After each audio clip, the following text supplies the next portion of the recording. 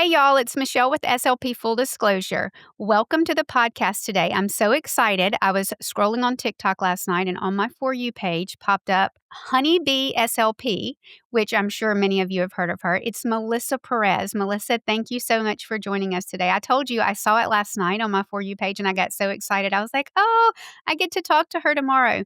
So, welcome to the podcast. Thank you for joining us. Yes, thank you for having me. I'm so excited. Yes, so we have Melissa on today. She is a speech language pathologist in California, and she is also a private practice owner. So we are going to be talking to her about her journey as a speech language pathologist and opening up her own practice at such a young age, and what inspired her to start posting on TikTok and having this amazing presence on TikTok and all of the things related to that. So I'm so excited. Let me tell you guys a little bit about Melissa. Melissa is a pediatric speech language pathologist and the owner of Honeybee Speech, a private practice based in El Centro, California. She specializes in early intervention and speech sound disorders and is passionate about helping little ones find their voice. She also loves supporting other SLPs as they navigate the private practice journey. Wow.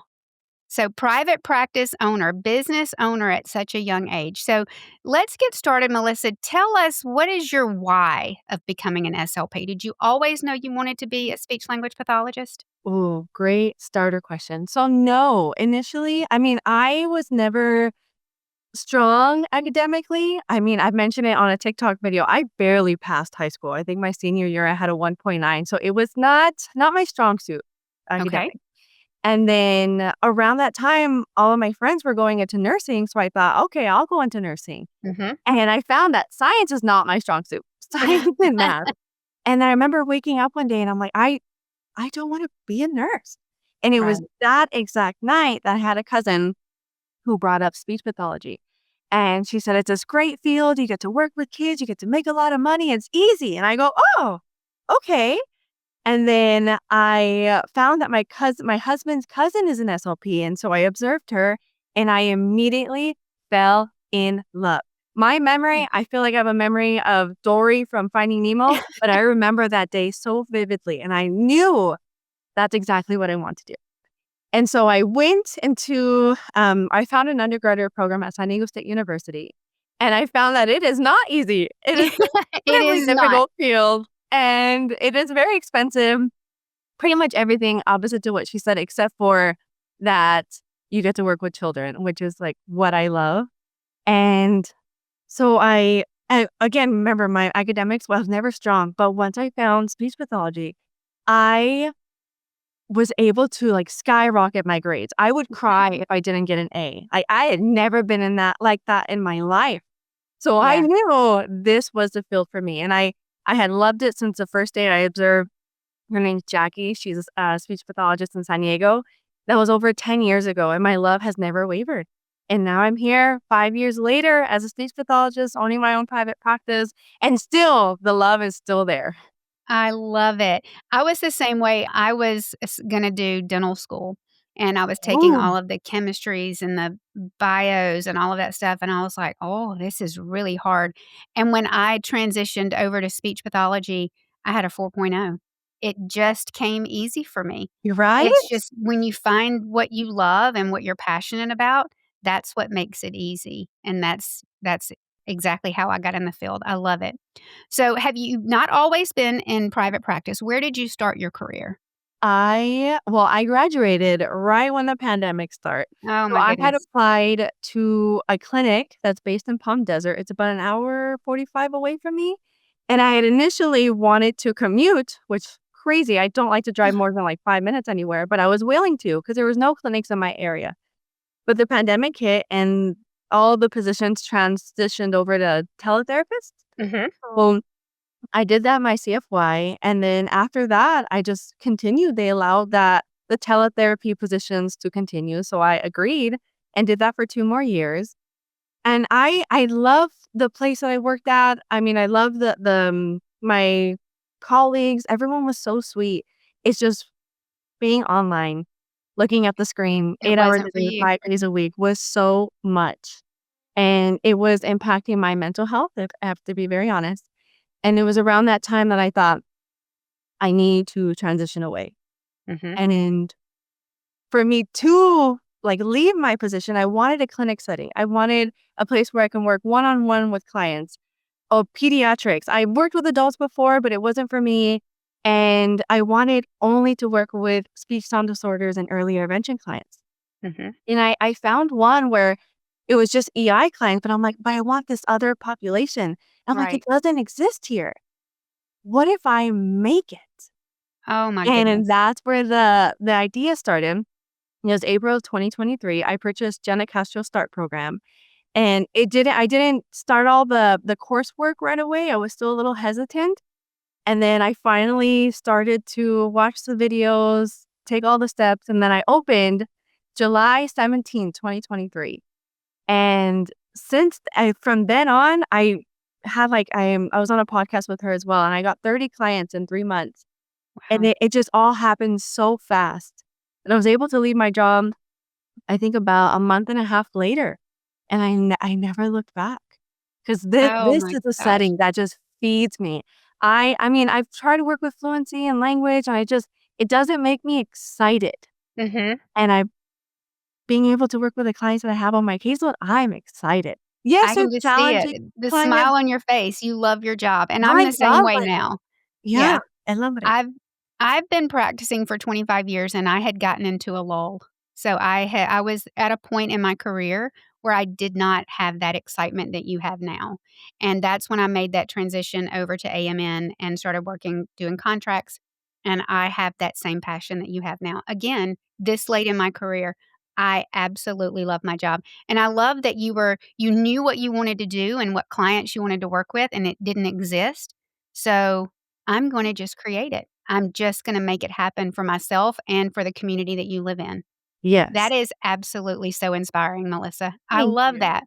What is something you wish you had known before opening up your own private practice? Is there something in particular? It's that I feel like when people think starting a private practice, they think you have to go big. You have to buy this brick and mortar. You have to purchase all these materials, spend hundreds, maybe, or tens of thousands of dollars. And it's like, Mhm. it doesn't have to be that way. Right. I started by renting the waiting room of a dentist office, which sounds so funny. Mind you, this was a recently renovated office. It was beautiful. There was a door separating the waiting room from the other offices where I don't wanna Mhm, touch all the dentist equipment, and it worked for me. It was mhm. $50 a day, and I was only there Wow. on Saturdays, and I thought, "Oh my gosh, my clients are gonna think this is so weird going to a dentist office," but I remember my first client, she walked in, I told her, "You know, this is just temporary. I just gotta figure out what the response is gonna be like," and she was like, "Oh, this is great. Let's get started." I'm like, Yeah. "Oh, okay."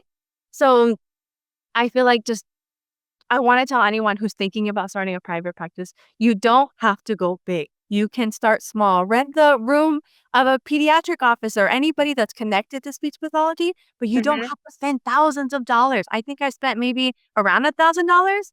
I bought new mhm. toys. You don't have to buy new toys, but you can slowly build. Right. And I feel like that that's the biggest piece of advice that I would give for anyone starting again. You don't have to start big, start small. I love that. And you were renting an office space in a dentist's office. Yes. Wow. And you started out with just a few clients on Saturday. You were still working your other job. You were just trying to kind of test the waters and see what it was like and what kind of response you were going to have in your community. What is your favorite thing about owning your own private practice? Starting later in the day. I'm not Yes. a morning person as much as I would love to be. I can't wake up early. I wake up at 8:30 every day. My Mhm. first client, since the beginning, doesn't start till 10:15. Sometimes when the 10:15 cancels or 11 o'clock cancels, I'll move the 10:15 to 11. So I Mhm. start later in the day. I think Yeah. that's one of my favorite parts. Or Setting your own flexibility, Yeah, where and setting your own schedule. yes, and a lot of my clients' parents, I build such a great rapport with. So when I say, "Hey, I need to change a steak. Does that work for you?" I always get, "Yes." I "Ah, love that. okay." Or if "You know what? That doesn't work for me. I'll give you another time." And I would say 99% of the time, it's a yes. They love Yeah. coming here and they're as flexible as I am, which is so nice. Yes. Where do you get your referrals? Are you getting referrals from pediatricians? Are you getting referrals from, just word of mouth? Where do those referrals come from? Oh, great question. I'd say yes, pediatric referrals, a lot of word of mouth, especially Mhm. now, a lot of word of mouth. I have not done a great job at marketing because I never really needed to. Mhm. And I just had a parent call me 2 days ago, and she had mentioned that she's been trying to find speech therapy services for her son for the last year, and she had no idea that I existed. And Mhm. I totally forgot to figure out how she found me, but she was like, "Oh, you should reach out to this other organization because they have tons of kids that need services, but they don't know who else to refer to, so they've been sending them out to San Diego." And I go, "Thank you." That's Wow. another way of getting it just comes to me. It Yeah. really it does, it, like, falls into my lap, all these opportunities. So, I'm a big believer in a higher power or just being Mhm. kind to people, Right. and even when people call me and I'm like, "You know what?" Their child has a fluency disorder. I'm like, "You know what? I don't work in that area. I would love to refer you to this other clinician." And they leave me positive reviews on Google just because I I referred them to somebody else. And Yeah. I feel like that positivity and kindness, it spreads. Yeah, it And does. that's how people get to know me or just know about my business. Have you gotten a lot of referrals from your TikTok? We're gonna talk about TikTok later, but have you gotten a lot of referrals from TikTok? Have No. parents I called mean, you? that No? yes, in terms of, like, the mentorship that I offer, but not Okay. clients. I don't think I've gotten any clients from there. Alright, I'm glad you mentioned that. Let's talk about the mentorship that you do with other clinicians in your area. Do you Yeah, have CFYs that come and work with you? Do you I have do. SLPs? I mean, the mentorship is more for the, individuals who wanna start a private practice and wanna know kind of what is needed to get started, but Mhm. yes, for here, I've supervised so many graduate students and SLPA students. I just hired one of my graduate students to fulfill a school contract, and then this past Wednesday, I hired my SLPA student to help me here in the clinic. I love that. Yeah, So so you have a school contract as well. Talk about that. How did that come about? oh my gosh, That's that one amazing. that is so crazy. So quick backstory on that. I had gone to Sedona in February, and I didn't realize that's a very spiritual place. There's a Mhm. lot I love of Sedona. I didn't know that. And Mhm. so we were driving around and we'd see all those tarot card readers, and I'm like, "I don't wanna get out of the car. I'm lazy." But then we went to our hotel, and in the lobby, there was a tarot card reader. And I'm Wow. like, "I'm already here." So long story short, one of the things she said was that I see so much success in your business. But one thing I want you to try to do is she's like, "Have you ever talked to schools or reached out to schools?" And I go, "No." And she goes, No. I think you should. I think that's going to be a really big opportunity for you." And I go, "Okay." And then I think a few weeks later, a parent came in. Her child she wanted an evaluation for him. And when we were speaking, she said that she was on school board for a local school district. And she had mentioned that the school has a virtual speech pathologist and that she's not happy pretty much with the services. And I Okay. go, "Oh, would the school be interested in partnering with someone local?" And she said, "Absolutely." And I go, "I would love for you to share my flyer with the superintendent." Well, a few days went by. I didn't hear anything. And then I got an email from the superintendent wanting to meet. And then within 2 months, we got the contract signed of That me is filling the position. And what's crazier is that I thought we were gonna negotiate, go back and forth, so I started my rate high. And I'm like, right. "Start high, go low." Right. They accepted the high number. We did not even negotiate anything, and I think I made a video on TikTok where I was just stunned. Wow. Just The doors are just opening for you. Everything you touch yes. is turning to gold. I love It that. not everything. I got a second school contract and I lost it. I might get another one and I'm not sure. So what I wanna tell other people who are thinking about starting a private practice is that there's gonna be rejection, Mhm. and don't let that deter you or stop you from continuing to try. Keep Yes. trying. I've gotten so many no's. When I found that the dentist office, that was the ninth call that I made to try to get a space. Right. Yes, "No, we don't have an availability. No, we don't have a spot. Maybe try this other place. No, all our spots are taken." "Okay, thank you so much." Call the next person. Call another Don't place. take no for an Don't answer take or just keep going. keep Just keep going. going. Yeah. 100%. Wow. I think we talked about this in our intro call, and I know this is probably something that a lot of SLPs are gonna wonder about, and it's the billing and the insurance. I've had people tell me I live in a small town in Mississippi. They're like, "Why don't you open up your own private practice?" And I will be honest, Melissa, that's the number one thing that has always, in my entire career, deterred me away from even considering it because I'm like, "I don't even understand my own health insurance. How am I gonna understand the billing process of actually how to bill insurance for speech and language services?" How did you learn all of that? Oh my gosh, great question.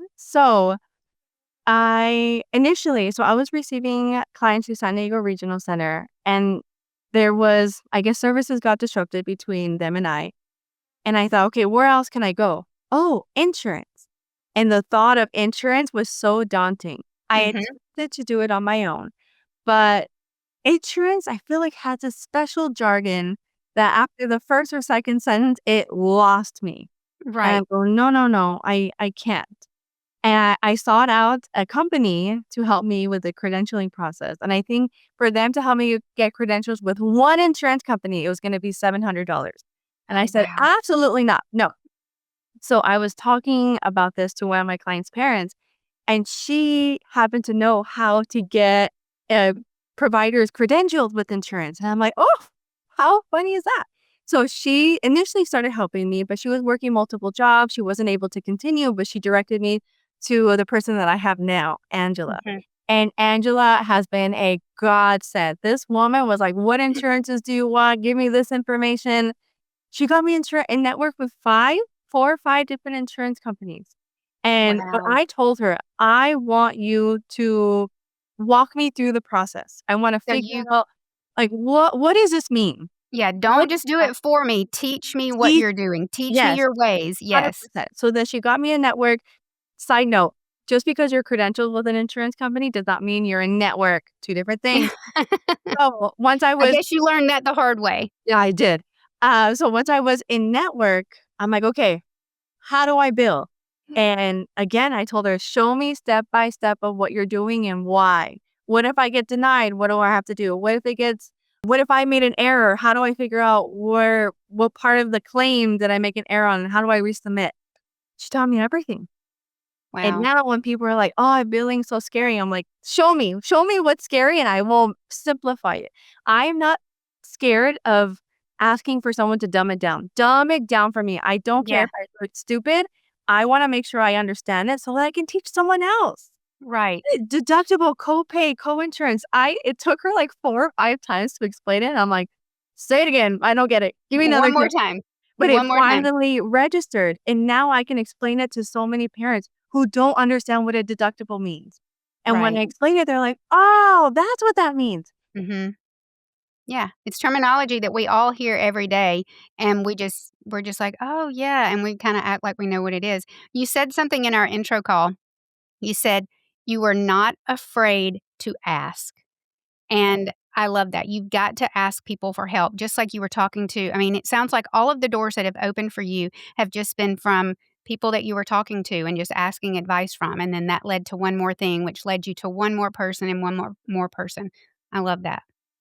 That's Yeah. amazing. What an amazing story. Thank you. So, now let's talk about your TikTok because I love it. You are so fun to listen to. I love your videos. You're so engaging.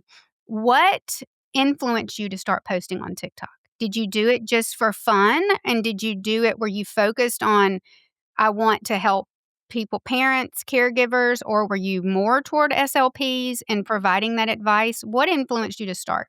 Yeah. So I still have videos of when I first started to try, and it was always in the beginning geared towards parents. I wanted to educate parents. Mhm. And then I feel like a couple of my initial videos were about, like, more towards parents of, like, the toys that I use during Mhm. therapy, things of that sort. But then I got more questions about, "How do I start a private practice? How did you find your space? How much did you spend to start?" And I'm like, "Okay, people are really interested They're in behind engaging. the Yeah. scenes." And I'm like, "Okay, let me kind of pivot that way." And it really started to grow then. And there's another TikTok creator who started talking about her finances. And I'm like, Mhm. I love talking about my finances. And I Right. think it's so important because at my previous employer, I thought I started off at a great rate. And then I Mhm. spoke to another clinician who we had the same amount of experience, and he was getting paid, I think, about $10,000 more than me. And I'm like, what? And it's because he had asked for higher and I didn't. Mhm. I wouldn't have known that if we didn't talk about it.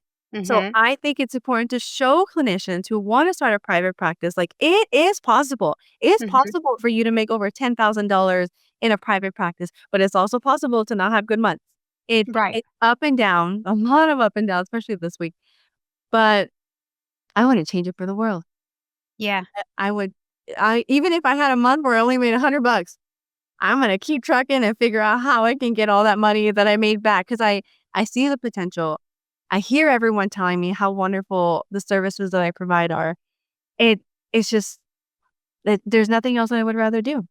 Yeah. So it's the quality of service, but you also love what you do. You love your clients, you love your job, you love getting up and going every day, and that makes a difference. And I love your transparency too, speaking of the finances, because a lot of times when you're work for an employer, whatever it may be, whether you're contract, whether you're school, I mean, if you're school based, I mean, anybody can look up your salary and know what you make. But that's usually such a topic that is not spoken about. And I love your transparency about it. Like, I think the one that I saw last night, you were talking about the month of July and how much money you had made, even though you had taken a week off of vacation and you had not seen clients for an entire week and you were still, still making all this money and that, it had just been a great month for you and you were Yeah. so excited. And I feel like once I started the TikTok page, other streams of revenue started to come in. Mhm. And I feel like I wouldn't have been able to learn about all that TikTok can bring if I didn't start my private practice. Because my Right. first video is me introducing myself and this is my first day. And I just saw my first client and I got all these other referrals. I look so so brand new, but I was still same amount of excitement, but it was just like, I see if I didn't start this private practice, I wouldn't have made that first video, and then I wouldn't have wanted to continue. It's just so much has come out of TikTok. So Yeah. many different other business ventures that the income that I made is not just from my private practice, it's from these other parts of my business, but Wow, your story is absolutely the most inspiring story I think I've ever heard. I love it, and I love your energy. I love how open you are and how much you love your job, and I just cannot imagine if I had a child that was needing therapy, I would definitely wanna bring them to see you because I can just tell the love and just everything that you put into your job, and it's so apparent just talking to you. So, a couple of last questions. What is the biggest lesson that you've learned from being a business owner? mm, the It's a hard biggest question. lesson it is. I feel like it goes back to not letting no stop you from trying. Mhm, 'Cause I feel like that's one of the, I guess, characteristics that I've really learned to love about myself in this journey mhm, is that I will figure it out. How do mhm. I offer real 401k? How do I offer health insurance? I don't know, but I'm gonna figure it out. I'm gonna keep Right, asking people. And if they tell me no, I'm like, we're not the people. Great. Thank you for telling me. Can you direct me to who can help me? right. I'm just not afraid to be told no. And I love that. some moments I'm like kind of looking forward to it where it's like, no, okay, you tell me no. How can I get it to a yes? Or how can have you help me to get someone else that'll tell me a yes? Something Right. else that I want to share. And this was in the beginning when I was starting the insurance process is I had called the representative at an insurance company and I was asking for something and the representative told me no. And I Mhm. was so defeated. And I told my mom, and I'm like, I can't figure it out. And she goes, call again. And I go, no, mom, they told me no, they They've don't know. already She goes, call again. You don't know if that's the representative's first day. You don't know if that's the representative's like an area that they are not really 100% sure about. Call again. And I did. And I was able to figure it out. The I second love it. representative was able to help me. And it's like, if I just took that first no, I would have been so defeated and just maybe Right. had to rely on Angela or something. And it's like, no, no, no, I can do That's it. Don't be yeah. scared of no. And I was able to Don't get be my scared of answer. no. I love that. But Don't be scared of no, and don't be afraid to ask, and know that you are capable. You're capable. Look at all of the things that you've learned, and you are so capable of doing this. so Amazing. capable. And I guess one of the other parts is you don't need to know everything to start a private practice. I feel like many Oh, people think you have to be a specialist. mhm. No, you do. How many disorders that we know how to treat? Was it 9? You Yeah, can start off targeting all of them and then slowly start to figure out, okay, you know what? I really love voice. I right. really love fluency. And then just go all in on that. And then Yeah, if you work on fluency, say for a year, and you're like, you know what? I'm really falling in love with like Gestalt language processing. You can add it on. You can make right. so many adjustments to your private practice. And that's what I love about it. Not only can you be flexible with the schedule that you have, how many kids you see in a day, but what you target. There's Yeah, so many different things that you can start off with a private practice, but you don't have to be a specialist. yeah. You And don't have like to do you it all. did, You'll you figure it knew out. what you loved. You knew you wanted Yeah. to do early intervention and speech sound disorders. There wasn't a place for you to work, so you were like, "You know what? I'm just gonna start one myself." Yeah. So And inspiring. I even made a video, like, I knew when I first started that if I got a client, I knew at least whatever they were if it was in the speech sound disorders or EI realm, I knew what I was doing at least majority of the time.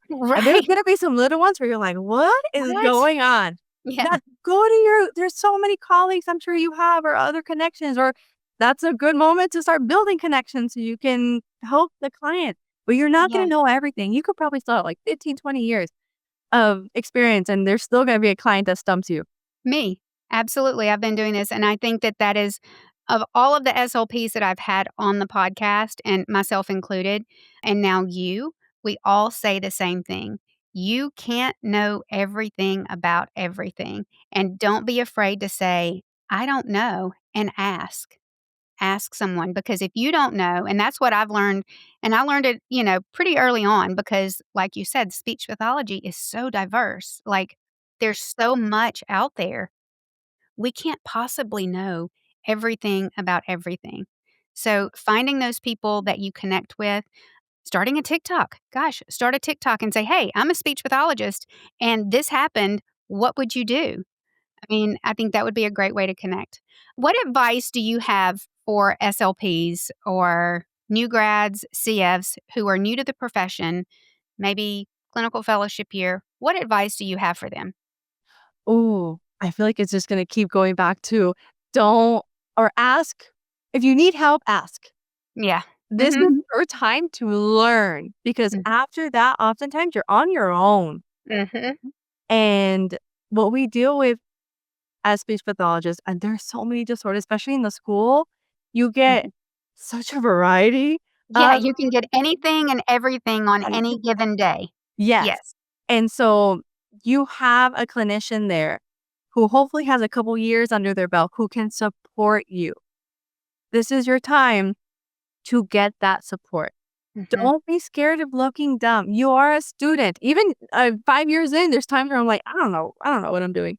I need Right. more, and I'm asking for help, but Right. I'm not afraid to ask. I don't Yeah. care if in this moment I don't look as smart as I would hope to. That's okay.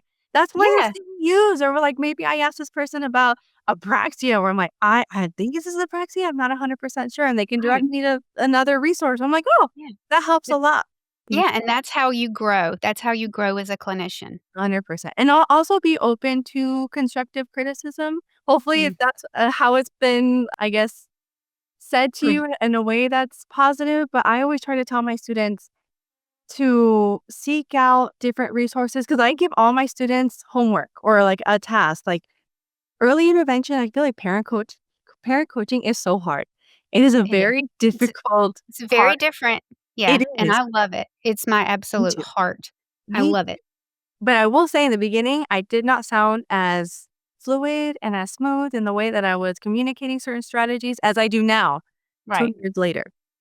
Mhm. So, especially I feel like face to face is so much different than on camera. Mhm. I felt so awkward. But now I'm just like, put me in front of any parent. I don't care. Right. I But love it. I give these students that I have homework and I tell them, pick 3 strategies. You're gonna tell me 1 a week and explain it to me like I'm a parent.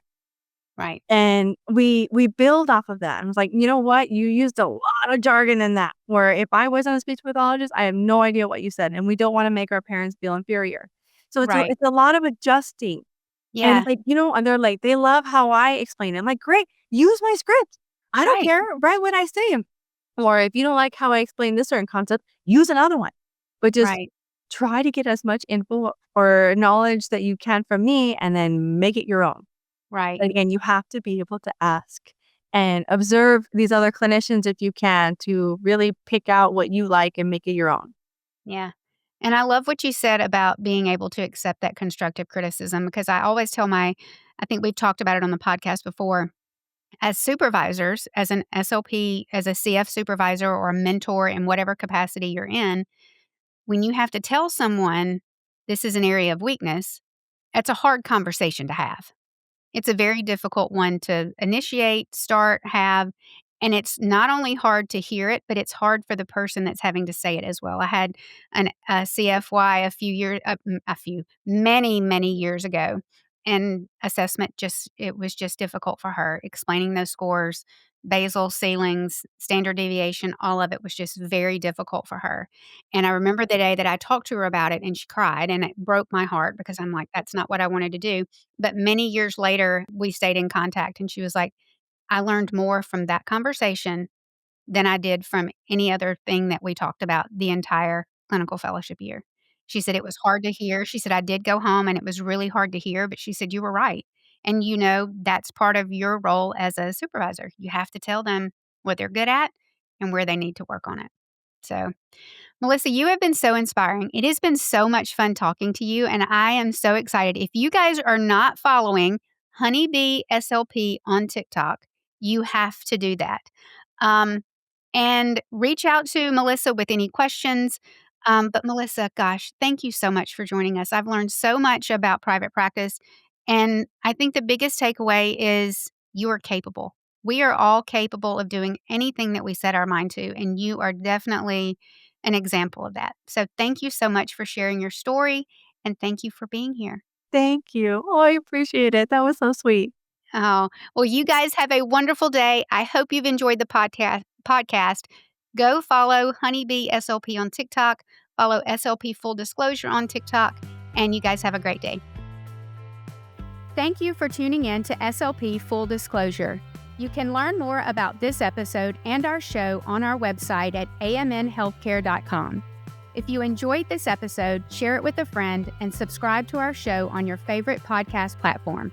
You can also find show updates and SLP opportunities on our Instagram at AMN Allied.